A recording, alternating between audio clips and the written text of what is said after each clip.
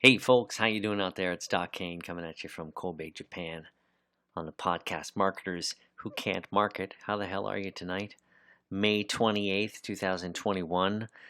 This podcast, if it's your first time here, is designed to help you get out of the muck and on with business building, particularly the marketing muck that we tend to face on a daily basis as marketers or salespeople or bloggers or business owners or college students, anybody, personal coaches, everybody really who has a business and is trying to get the word out there is stuck in the marketing world.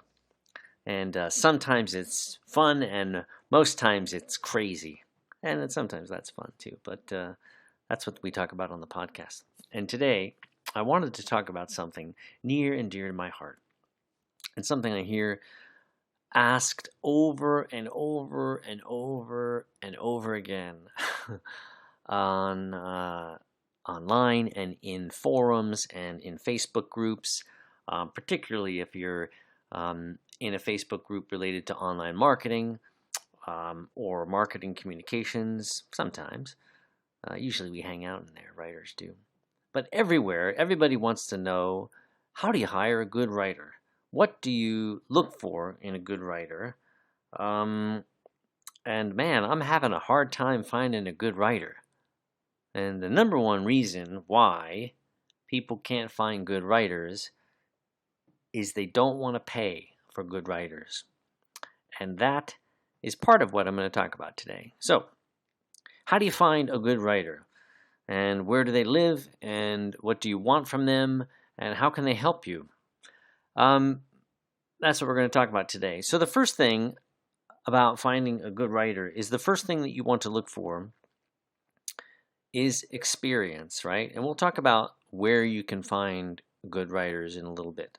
But the first thing you want to keep in mind when you're scouting for writers, and this is basically I'm talking about finding freelance writers. If you're looking for people in-house, basically the same qualifications hold true.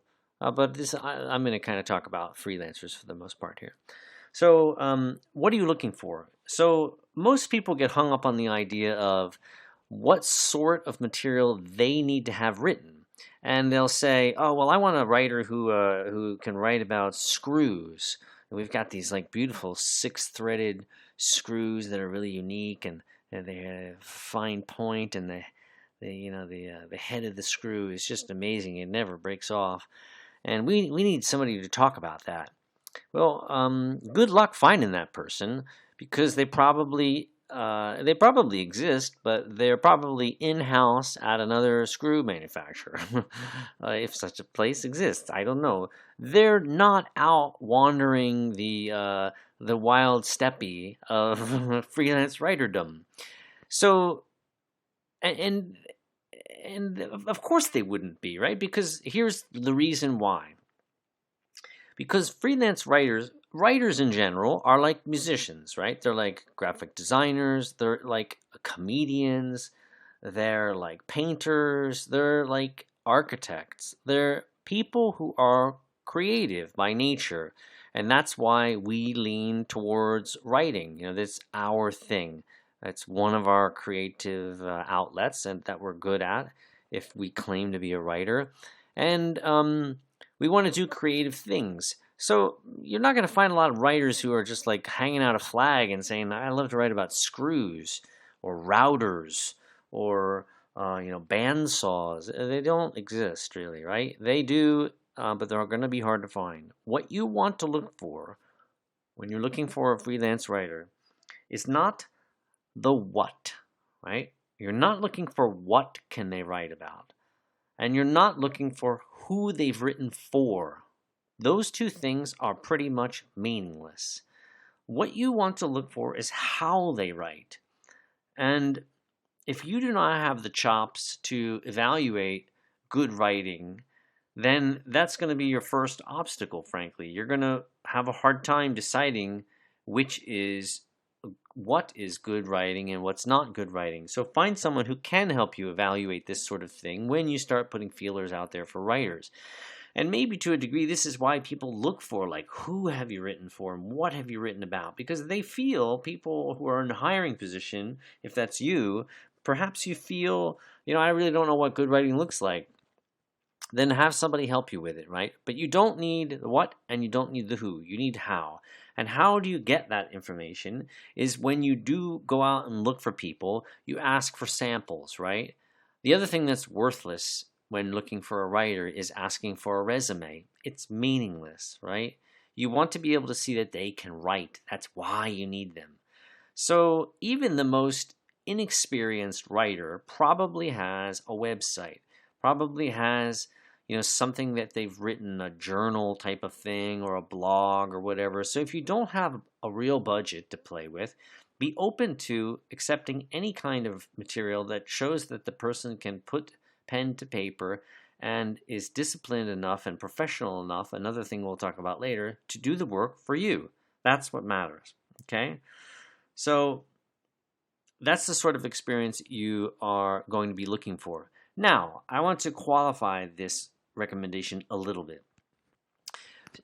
If you're wanting to hire someone who can bang out content for you very quickly, and you're willing to pay a very pretty penny for them, upwards of $200 an hour, let's say, then look for people with specialties, right? Because those sorts of people will be able to create content for you that is on target, and they'll be able to do it quite quickly. So if you're at an agency and you're looking for freelance writers to handle medical writing, particularly medical marketing copywriting, which I've done in the past before, it's very, very hard to do.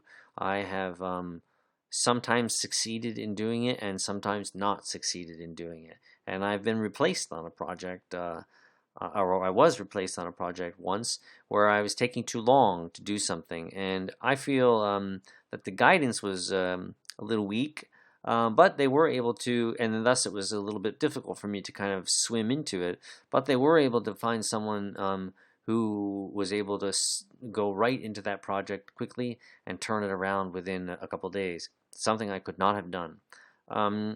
So there is an advantage to hiring people with a specialized skill set if you have a very specialized product and if there's a pool of people to pull from and if you have a lot of money to spend on them. These are the three things that you're going to have if you're going to want to have somebody really, really experienced who can bang out stuff for you quickly. Okay? So that's experience.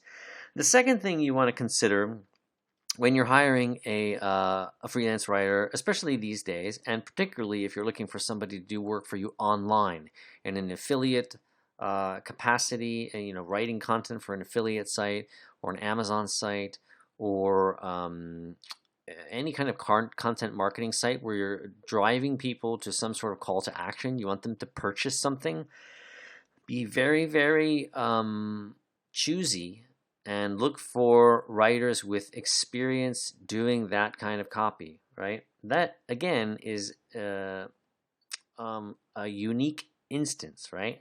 General copy, you can get a general writer, but specific copy, really, really specific, that's going to bring in money and that you can spend money on, you're going to want someone with a little bit of experience. And specifically, sales and marketing experience, right? Now, this can be in the form of writing, or this can be in the form of actual sales and or marketing experience. So a lot of times you'll see postings online for, we're looking for a writer, and we want them to have a master's degree in English. This is no joke. Or they should be a journalism graduate. Or these sorts of job descriptions are written by idiots in HR. Who have no fucking idea what the hell they're looking for. Because journalism majors don't want to do marketing copy, and English majors don't want to do anything other than write novels, basically. If the average writer is creative, the English major is uber creative and is going to have a hard time, doing the kind of work that you want them to do, especially if you're wanting them to write about screws. So don't look for these sorts of Don't put these qualifications in job descriptions. It's just silly.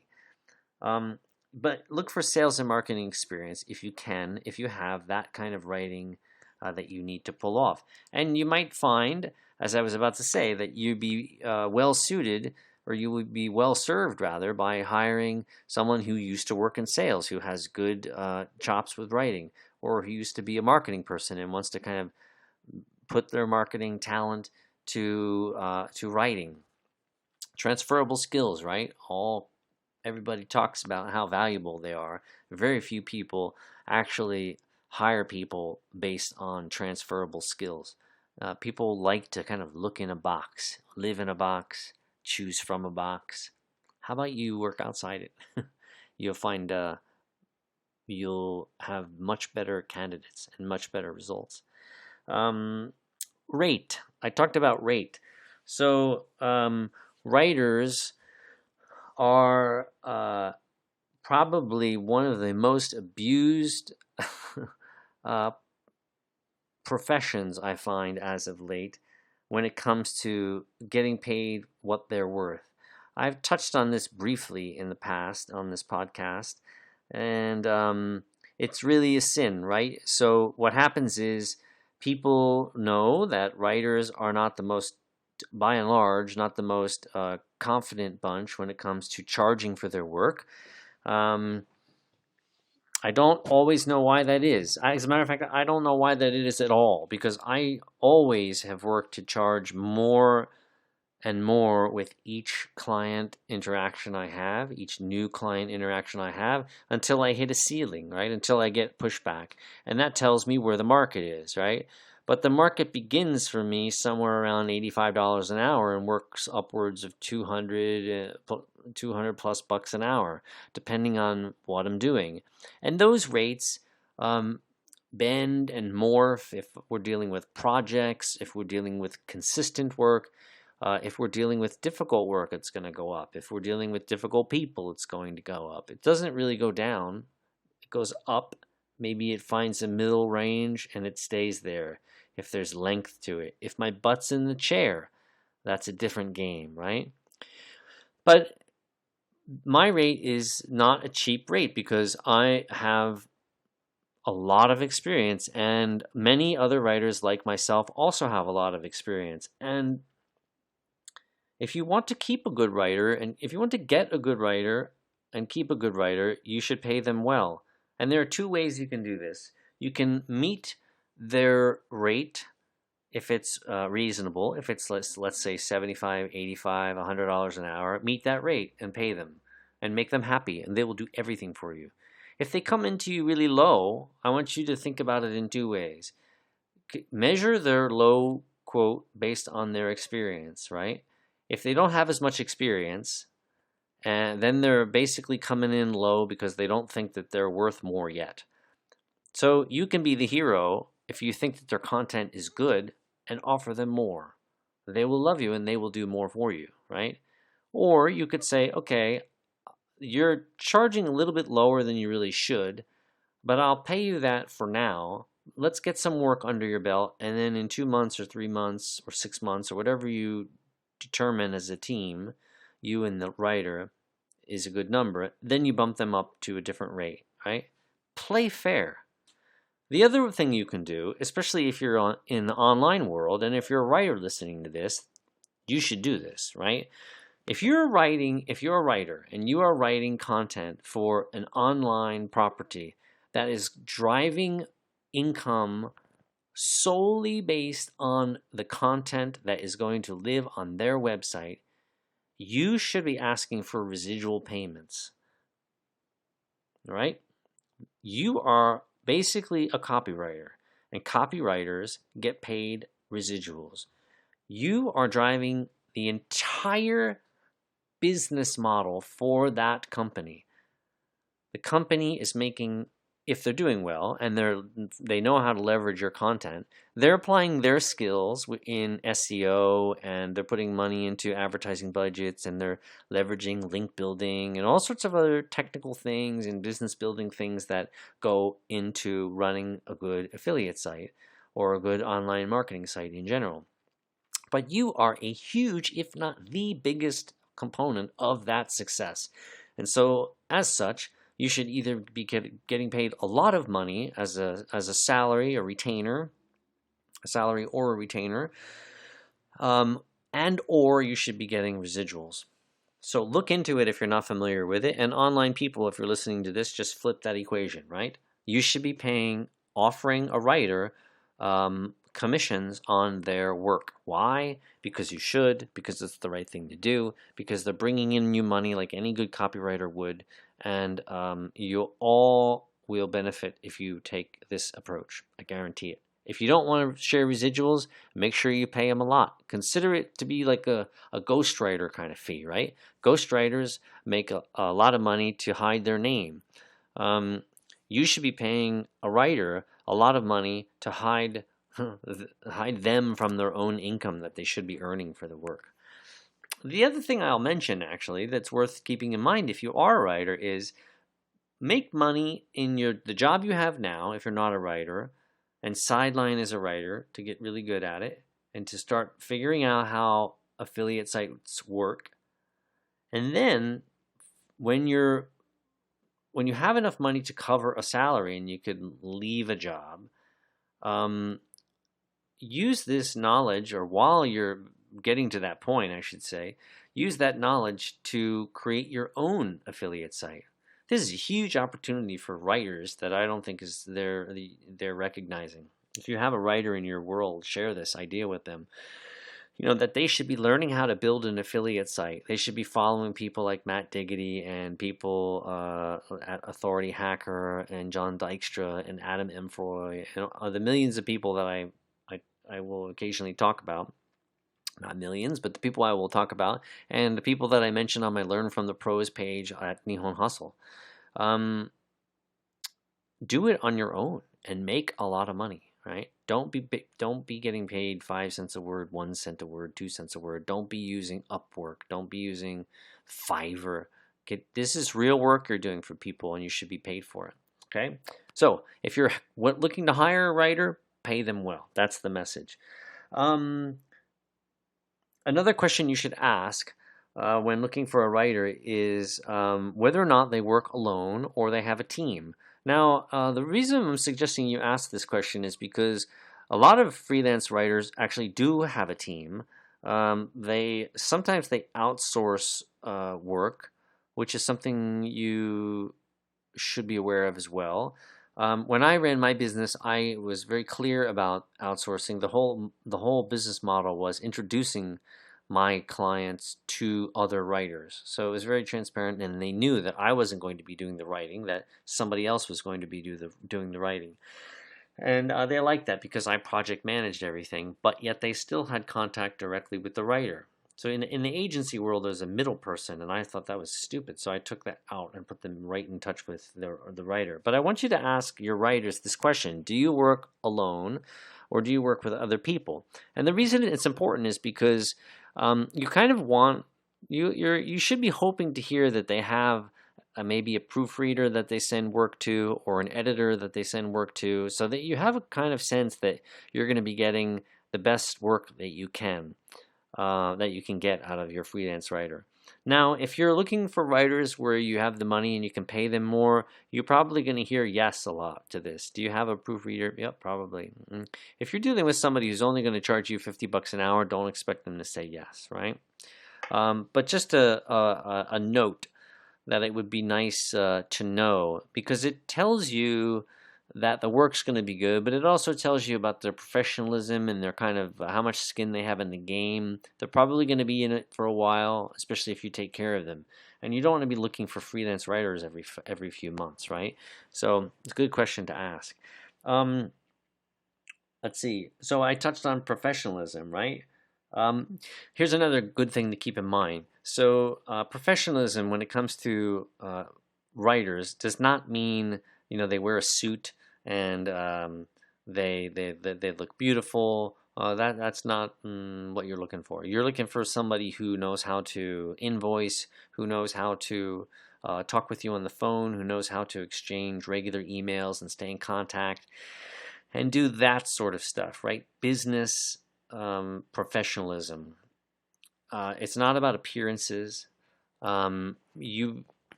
in those rare instances where you're going to bring a writer into a meeting or something like that, if you've met with the writer before and they're a bit casual and you need them to dress up for some reason, I suppose you could ask them, but I still feel that's not necessary. Writers have a look about them, and creative people look a different way, and you need to embrace that if you're going to work with them. It's really important. They don't all look the same. They have beards, they have long hair. Uh, you know, Sometimes they dress funky. They just like designers, right?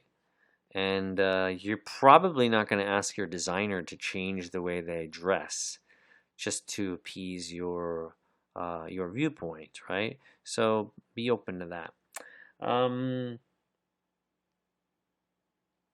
Contacts. So again, if you're talking about high-level senior writers, it could be a good idea to ask people when you're interviewing them, like, um, what sort of organizations they might belong to. And you're in asking that question, you're hoping they're going to say organizations that could in turn benefit you, right? So you're going to want to find out, like, are they connected to people that can help you grow your business?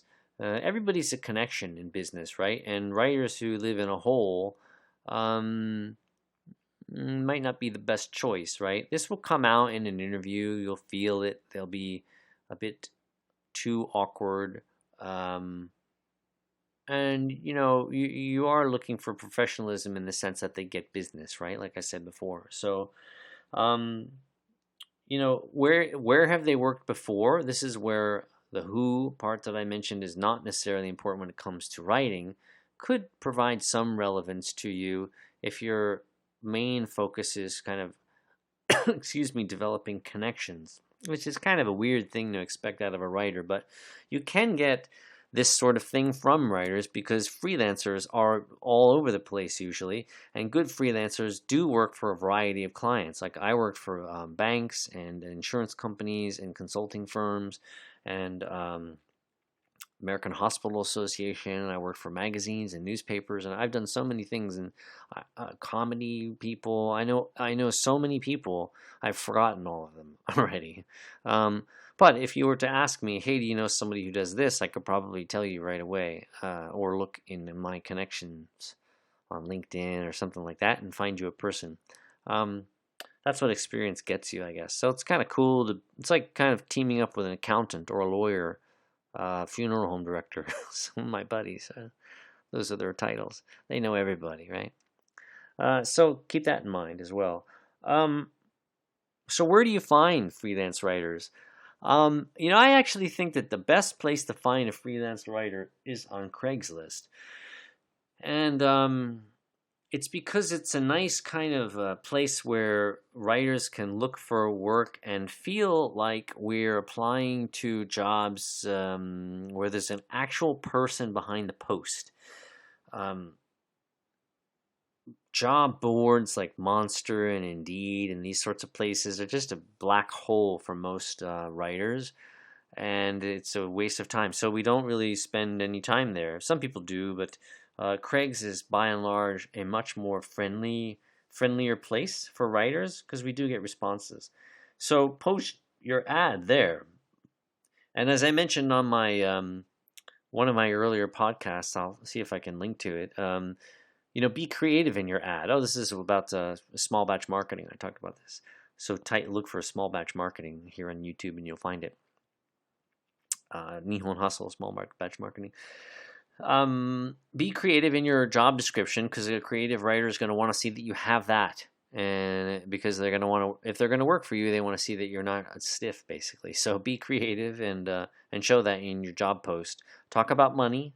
Don't make it don't. So here's another thing with regard to money. So because writers and creative people in general, and even just every freelancer in general, most people are insecure about charging rates, especially in the beginning of their career. So don't make people dance around for that sort of thing. Really, it's kind of it doesn't need to be that way, right? So if you have a feeling for how much you want to pay for a writer, put it in the job description. Give the person an idea right off the bat so they can decide yes or no and not waste anybody's time. It's a huge waste of time to interview people and think you like them and they like you, and then get to the very last thing and say, oh, by the way, this pays $20 an hour. And like, well, you just wasted everybody's life, including your own. So put it in the job description, right? But look for them on Craig's. What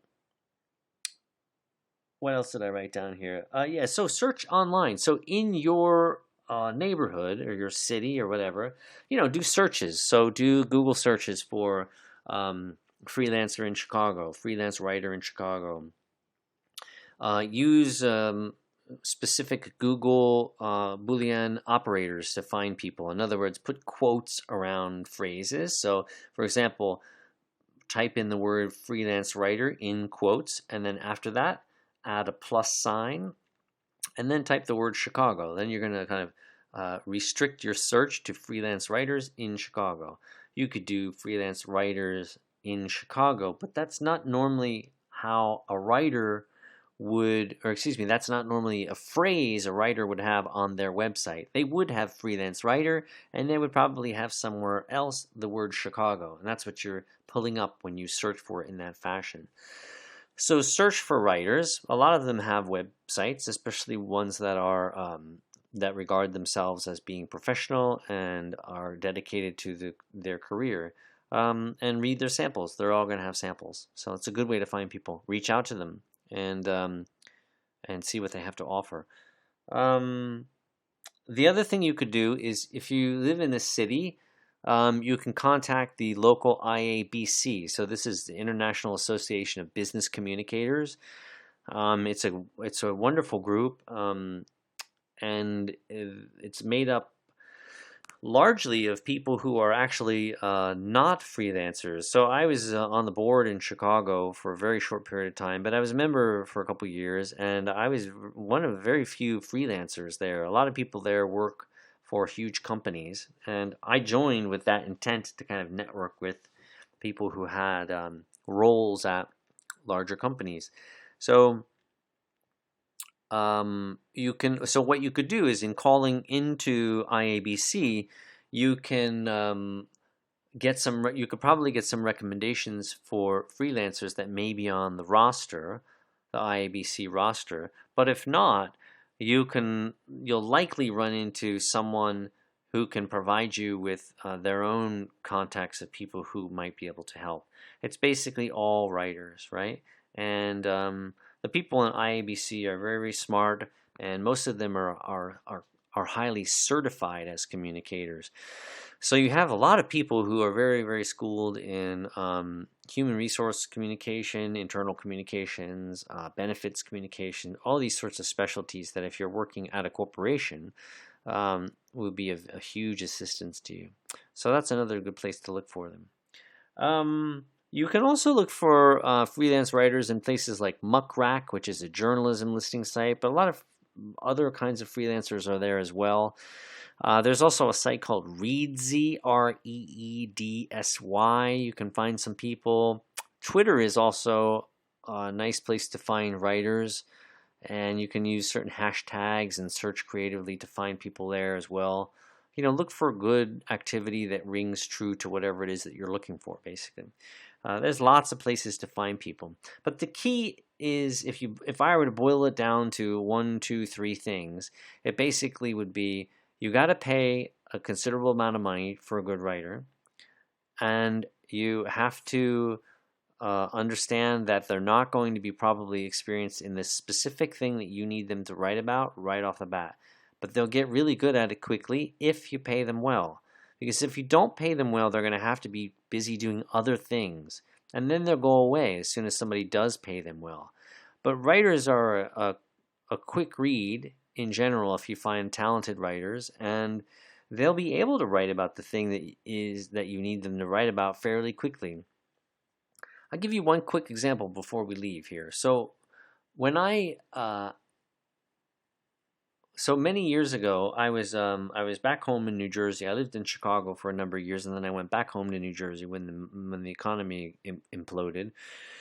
And I was working at Amazon in the warehouse, and I hadn't written. I ran my own company, and things kind of I got burned out on it, and the economy was crappy, and I was cash flow was not working, and it just didn't work. So I had to go back home, and I moved in with my parents at 40 something, 40 maybe. That was fun. And I worked at Amazon. Before I worked at Amazon, I worked on this History Channel project that you may have seen. I worked on that for a year, doing all the research for Vietnam in HD. And just before that, I worked on a UPS truck for $8.50 an hour. And then I got a job at Amazon. And I worked at Amazon for about a year and a half. I think I worked out, started on the warehouse floor, putting things away on shelves, and worked my way up, became a manager over time, and was managing something like 700 people during peak season. And then at the end of peak season, I was let go from that job, as everybody is. First, I had to fire everybody myself, and then they fired me. Yay! It was very fun. And then I was out of work for a while, and a gentleman that I had done some editing for many years earlier, who I got to know a little bit as an acquaintance. The company that he worked for was my very first client, actually.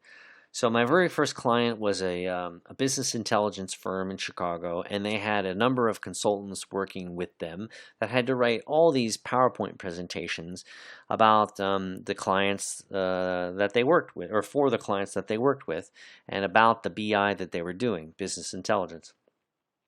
And they would usually finish a report on in the evening, 5 or 6 in the evening, and email it to me. And I would get up very early the next morning around 3 o'clock and start it. And then I'd start editing the proposal, the PowerPoint deck rather, sorry, and send it to them before they started work the next morning at about 8 or 9 or something like that. It was good work, my first freelance gig. So by the way, so speaking about rate, so that job I was paid $45 an hour was my initial quote. Zero experience, right? Zero experience as a running a business with clients, and I was able to get $45 an hour, and that was a long time ago. Um, when was that? That was like 2004, I think. 2004. So if you're not keeping up with this scale, if you're looking to pay a writer anything less than that, you can see how far behind you are, right? That was zero experience, and what is that, 2014? Geez, that's like 16, 17 years ago, right? So you got to pay writers more. You pay everybody else more, you should pay writers more. And writers, I hope you're listening. Charge more, please. At least $80 an hour. Where the hell was I going with that? So I had this client, and this gentleman was one of the consultants, and I edited his work, and he liked my work. And then years passed, and I hadn't necessarily talked to him, but we were friends on Facebook. So I got let go from Amazon, and then I was just kind of writing commentary on beer. I was tasting all these like cool, unique beers that I was buying in the liquor store near my house. And he saw them, and he was like, "Hey, are you doing anything these days other than writing about beer?" I was like, "Well, yeah, I guess. I don't know." Yeah, he knew that I got let go from Amazon, but he said, "We're looking for somebody to do writing for this new company of ours. Would you be interested in doing it?" So I was like, "Sure, let's absolutely," and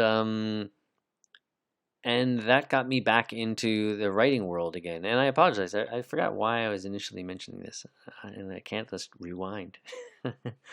This is what late nights and tangents will do to you. I apologize. So anyway, I started working with them again, and it paid really well. Oh, I know what I was going to say now. Experience. Yeah, so writers get used to it, right? So this company was a dental marketing company that I referred to before. The name of the company is called Revenue Well, and they're in Chicago. And I didn't know anything about dental. And he threw me a bone and said, "Hey, can you write these 4 articles? Here are your titles." and turn them around for me, and maybe a week or so, and let's see how it goes. If they're good, then let's start working together. And they were good, I guess. So he hired me, and then they wanted me to come out to Chicago. So he and another company, curiously, that I used to work for, wanted me to move back to Chicago at that exact same time. It was very strange and very fortuitous. So I moved back to Chicago. I ended up working with them for just about 5 years, and I know way too much about dental. I got really, really good at it because I wrote it every day, and I did training videos for dentists, and I did all sorts of things. And that was easy for me because I knew the marketing side of things, right? So I was able to pivot. So that's the other good thing about writers who have this sales and marketing experience. If you want to bring them in-house for other things, they'll be your unicorn in a sense, that you can put them in lots of different places because they're skilled in a variety of areas. It's kind of cool. It's a nice skill that I like having as well. But anyway, the point is, don't be afraid of hiring someone who doesn't have the experience you need right now. Train them into the position, just like we say about any other job, right? Writing is exactly the same. All right, so there you go. There's some tips on how to find a writer. If you don't have the budget for them, especially if you're an online writer or online business trying to grow, do the writing on your own. It's a good lesson. You'll know the value of it when you try and do it on your own and have a really hard time. Okay? So I'll put some links below for you. I'll listen to this again as I always do and see what the hell I talked about, and so I can keep you going, in the links in the description box. If you dug this, please hit that like button and subscribe. That helps me get a little bit more exposure on these things. Right now it's a very, very tiny audience, so the more you can help me out, the more I can help other people out. So I'd really appreciate it. And that's about it. If you want to be a guest on the show, probably I'm thinking probably by the beginning of July, if not earlier, I'm gonna start having some guests on. So hit me up via email, doc@nihonhustle.com, and let's chat, okay? That's it for today, May 28th. Hope you're having a grand day, or hope you have a good day if you're just starting, and we'll catch up with you tomorrow, all right? Peace out from Kobe, Japan. See ya.